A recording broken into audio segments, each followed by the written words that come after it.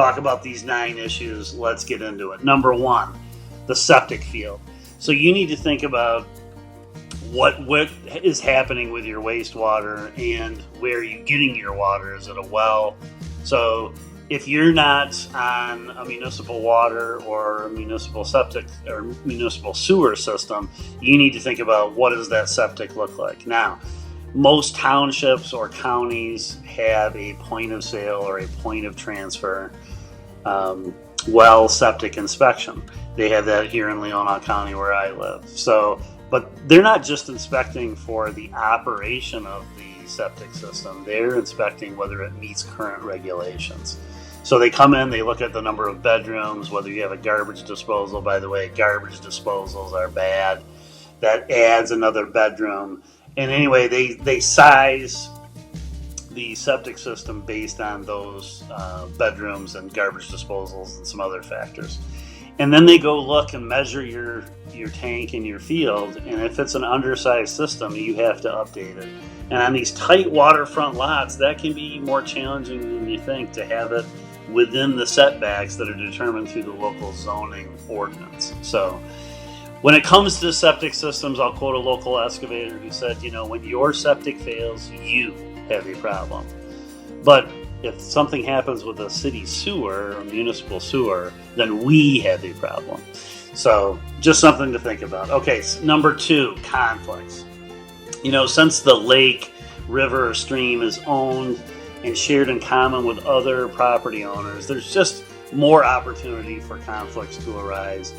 Again, those lots tend to be a little bit smaller. You're in closer interaction, which can lead to some great lakeside community feel, but it also can lend itself to potential for more conflicts when you're talking about access to the water might be an issue. There's a greater chance for property line disputes.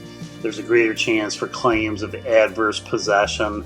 I've always taken this little trail down to the water even though it's not my property. Sharing of a private road, noise from power boats, etc. Those are things to consider. Okay, number 3 has to do with estate planning. So prized real estate, as it's passed on from generation to generation and that family tree kind of branches out and there isn't that close-knit connection that there was maybe with a couple of siblings at first, it can lead to problems down the road. I highly recommend getting connected with a good attorney that can help with estate planning. All right, number 4, riparian rights issues. The laws and rights associated with owning waterfront property, those are referred to as riparian rights. Those are not really that well understood by most people, including law enforcement and even attorneys and judges. So I'm going to leave a link to a great resource for riparian rights. Encourage you to check it out. You need to know those rights if you're going to be a waterfront property owner. Okay, number 5, public access or back lot access, such as easement, road ends, parallel roads, parks, etc., located on or nearby can cause severe headaches for the riparian landowner. Road ends are an issue, especially here in the village of Northport where I grew up. The street ends, a lot of the street ends provide public access, and conflicts can arise at the end of those public access with the private property owner that adjoins those street ends. So again, back to the riparian rights, know your rights. So, all right, number 6, cramped space. I've mentioned it several times. Waterfront lots tend to be smaller in size.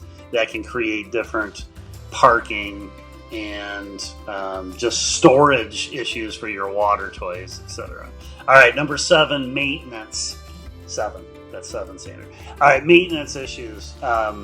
It can be tricky sometimes, not only the amount of upkeep, but what are you allowed to do as to your own beach.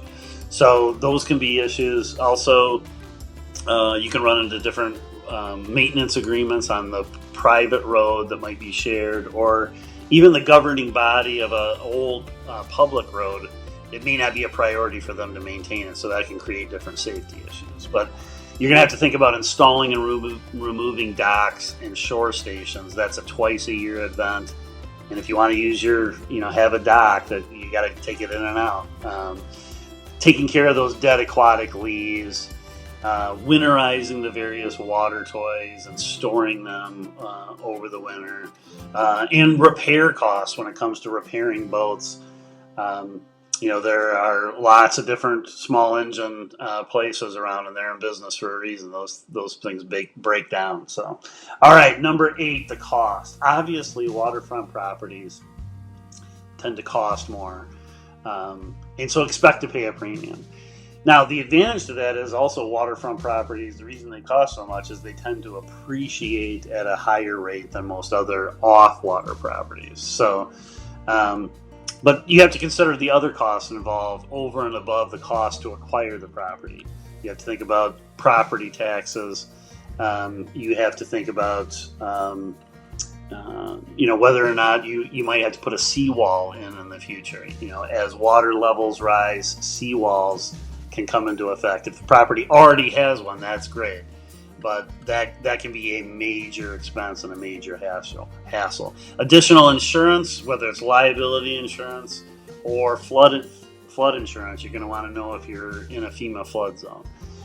Possible weed treatments on the waterfront, the landscaping costs, the upkeep of your water toys, as I mentioned before, possible legal expenses if those disputes end up becoming formal disputes, and I mentioned property taxes. Proposal A helped with that. They put a cap in on the accelerating rate, but it can also be deceptive because if you're buying a home that's been that current owner has owned for a while, they have capped their taxes have been capped, and when you buy it, they will become uncapped. So you can't really use what they've been paying as your predictor about what you'll pay. Okay. All right. Number 9 is the inherent dangers in owning a waterfront property. Drowning, falling through the ice, high-speed boating, water skiing accidents, those kinds of things that are going to affect your homeowner's insurance in a way that the water property won't. So here, those are some concerns. Obviously, I believe, having grown up on the water and just missing it with all my heart, I believe the positives of owning waterfront far outweigh those negatives and those possible concerns. But you should know about them, have your eyes wide open as you're considering buying a waterfront property. And so, hey, if you found anything in this video useful, leave me a comment. Really appreciate any feedback, or if you think maybe I missed covering an aspect. If you happen to be a waterfront property owner yourself watching this video, leave me a comment about some things that maybe I have missed that need to be considered before owning waterfront property. So, and hey, last thing is a pitch. If you subscribe to my channel, you'll get updates. You'll be in the know on all things real estate in Leelanau and Grand Traverse County and beyond.